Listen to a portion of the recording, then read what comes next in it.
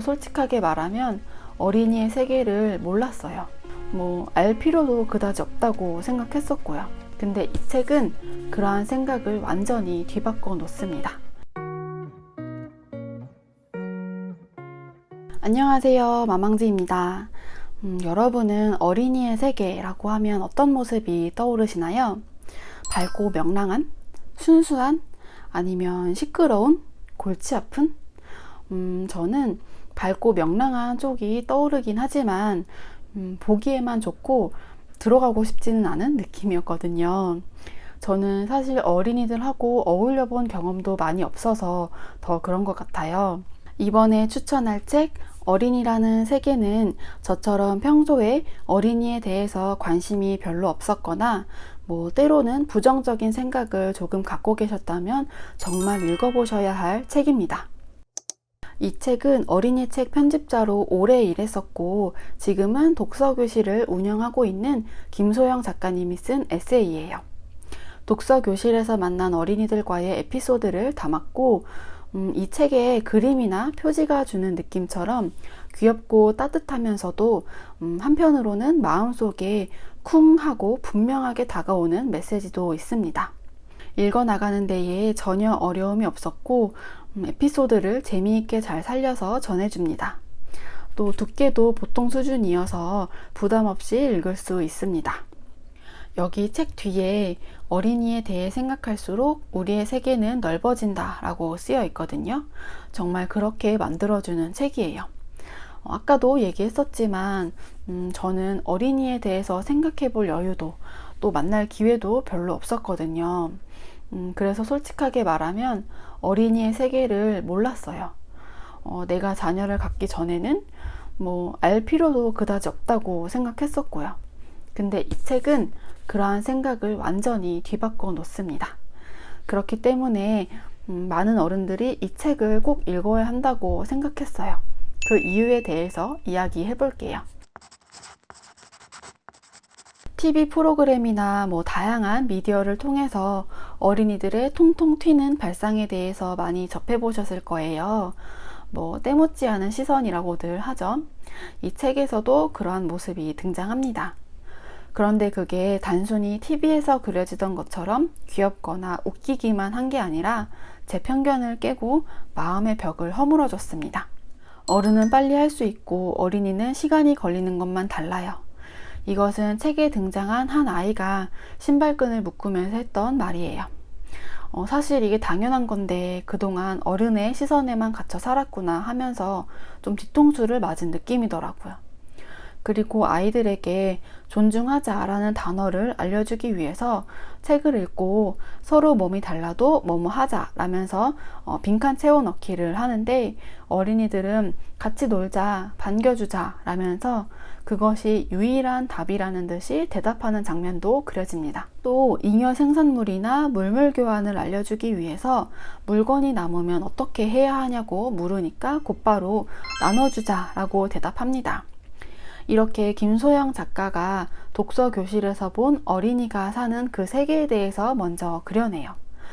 사실 다른 사람과 어울리지 않으면 서로에 대해서 잘 모를 수밖에 없잖아요. 이 책을 통해서 아주 일부겠지만 조금이나마 어린이라는 세계에 대해서 간접 경험해 볼 수 있었어요. 아이들의 말을 듣고 진짜 띵 하는 느낌이 들고 맞아 그랬었지 하면서 제가 가진 개념에 대해 좀 때를 닦을 수 있었습니다.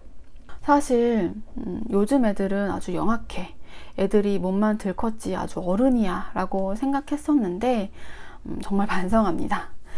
가끔 초등학생들의 범죄 문제가 뉴스에 나올 때도 있고 또 동네에서 초등학생들을 보면 제 그 시절과는 다르게 정말 덩치가 크고 해서 저도 모르게 좀 오해를 했던 것 같아요.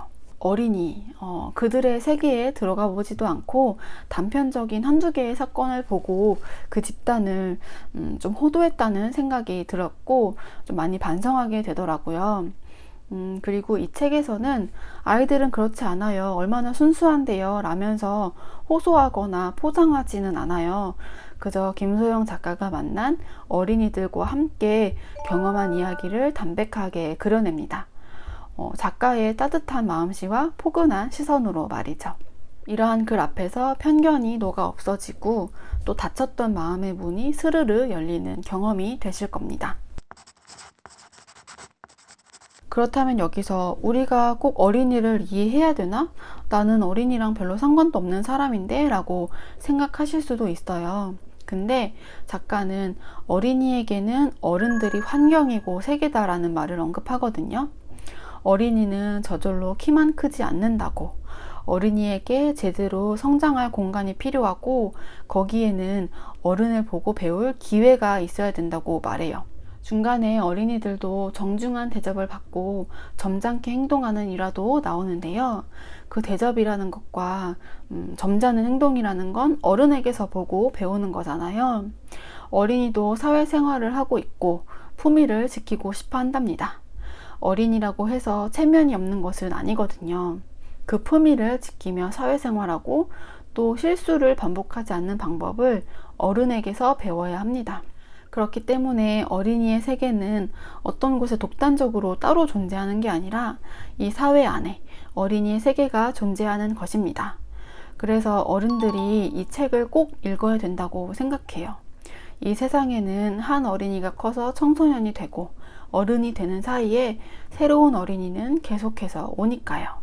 이 책을 통해서 저는 시야를 넓힐 수 있었고 또 미처 몰라서 가졌던 편견을 깰 수도 있었고요. 또 굳었던 제 생각에 유연함을 더할 수도 있었어요. 이건 이제 비단 어린이뿐만 아니라 다른 세대나 다른 사람을 이해하고자 하는 태도로 넓혀갈 수도 있을 것 같아요. 근데 요즘은 그 아동학대 뉴스가 정말 끊이지 않고 그 정도가 너무 잔혹해서 진짜 마음도 많이 아프고 어른이라는 게, 사람이라는 게 진짜 끔찍하구나 싶을 때도 있어요. 이런 아동학대나 아동대상 범죄부터 또 노키즈존과 같은 차별까지 우리 사회가 어린이를 어떻게 대하고 있는지 돌아봐야 할 때인 것 같아요. 저도 행동으로 나타낸 적은 없지만 마음속에 갖고 있던 그 편견 자체가 되게 미안했고, 혹시나 그동안에 무의식 중에 이렇게 눈빛이나 표정으로 드러내지는 않았을까 좀 반성하게 되더라고요. 이 책의 마지막 챕터에는 사회가, 어른이 꼭 좀 이렇게 했으면 좋겠다 하는 바람도 전하고 있어요. 그 바람들이 이루어질 수 있도록 저부터 먼저 노력해야겠다는 생각이 들었습니다. 이렇게 김소영 작가의 따뜻하고 친절한 마음씨로 한자 한자 써내려간 이 글이 무관심했던 마음을 조금씩 녹여주고요. 또 작가 스스로 반성하고 깨달았던 일들을 통해서 어린이라는 존재를 대하는 자세를 배울 수도 있고요.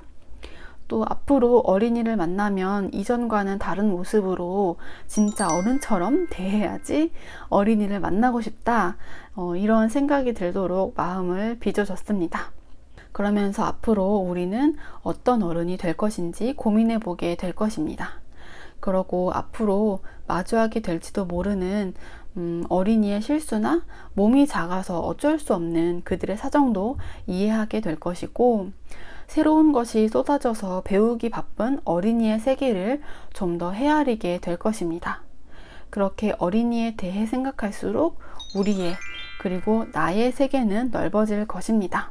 그럼 오늘의 영상은 여기서 마칠게요. 영상이 좋으셨다면 좋아요와 구독도 부탁드립니다. 시청해주셔서 감사합니다. 안녕.